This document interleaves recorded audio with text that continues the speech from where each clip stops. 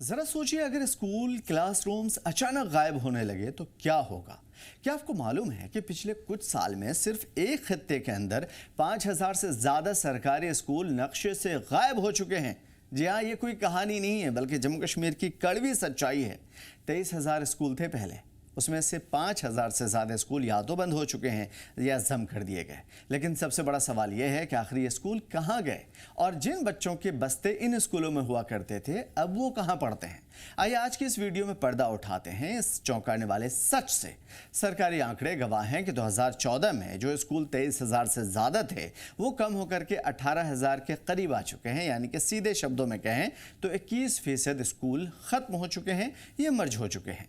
सरकार का कहना है कि ये सब स्कूलों के मर्जर यानी संसाधनों को बेहतर करने के लिए किया गया है, लेकिन ज़मीनी हकीकत कुछ और ही कहानी बयान करती है। नीति आयोग की रिपोर्ट कहती है कि आज भी दर्जनों ऐसे स्कूल हैं जहां पे एक भी बच्चा नहीं है, लेकिन कागजों में वहां शिक्षक मौजूद हैं और तनख्वाहें भी जारी हैं। या फिर हजारों ऐसे स्कूल भी हैं जहां पे सिर्फ एक शिक्षक है, एक उस्ताद है और उसी के भरोसे 1 से 10 तक की क्लासें चलती है। यानी कि एक स्कूल जहां बच्चे नहीं हैं वहां बहुत सारे टीचर हैं और एक स्कूल जहां बहुत सारे बच्चे हैं वहां टीचर्स बिल्कुल भी नहीं है या फिर 1-2। अब जरा सोचिए कि एक ही शिक्षक पहली कक्षा से लेकर के 10वीं कक्षा तक क्लास तक सब बच्चों को कैसे संभालेगा, कैसे पढ़ाएगा।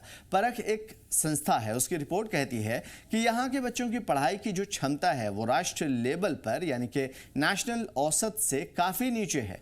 तकलीफ की बात यह है कि शहरों में बैठे लोगों को शायद इसका एहसास ना हो, लेकिन ज़रा उन दूर दराज पहाड़ी इलाकों के बच्चों के बारे में सोचिए जिनके करीबी स्कूलों पर ताले लग चुके हैं या फिर बंद कर दिए गए।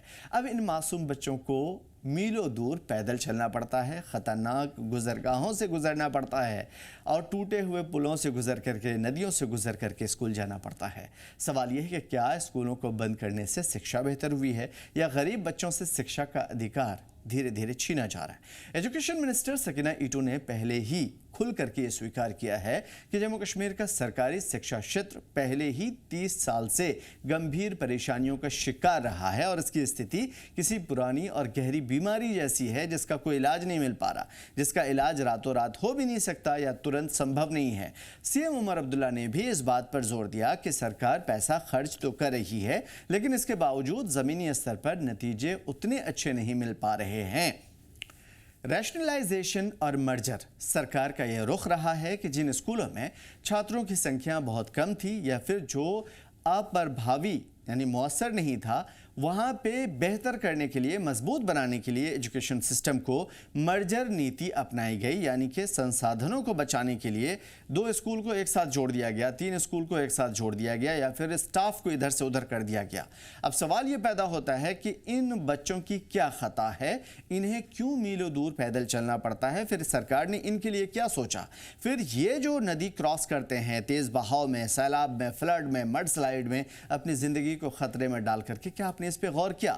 अब आपसे सवाल कि क्या आपके इलाके में भी ऐसा स्कूल मौजूद नहीं है? खुद से पूछिए और अंदर झांक करके देखिए कि क्या एजुकेशन का जो स्तर है वो गिर नहीं रहा या फिर सरकार इसके लिए कोई कदम उठा रही है जिसे हमें आपको जानना चाहिए। आप इस बारे में क्या सोचते हैं, क्या विचार हैं, हमें कमेंट सेक्शन में ज़रूर बताइए। आपके इलाके की स्थिति क्या है वो ज़रूर बताइएगा। अगर आपको ये वीडियो पसंद आई हो और आप इस तरह के अहम मुद्दों पर आवाज़ उठाना चाहते हैं तो हमारी आवाज़ बनिए। इस वीडियो को लाइक कीजिए, अपने दोस्तों के साथ शेयर कीजिए और चैनल को सब्सक्राइब करना ना भूलिए। अगली वीडियो में और इस तरह की जो सिचुएशन जब भी आएगी, आपके मुद्दों पर आपके कमेंट के थ्रू जो चीज़ें हमें नज़र आएंगी उस पे वीडियो बनाऊंगा और काफ़ी रिसर्च के बाद उसकी सच्चाई कोशिश करूंगा कि आपके सामने में लाई जाए बगैर किसी लोभ के, गैर जानिबदारी के। अपना ख्याल रखिए।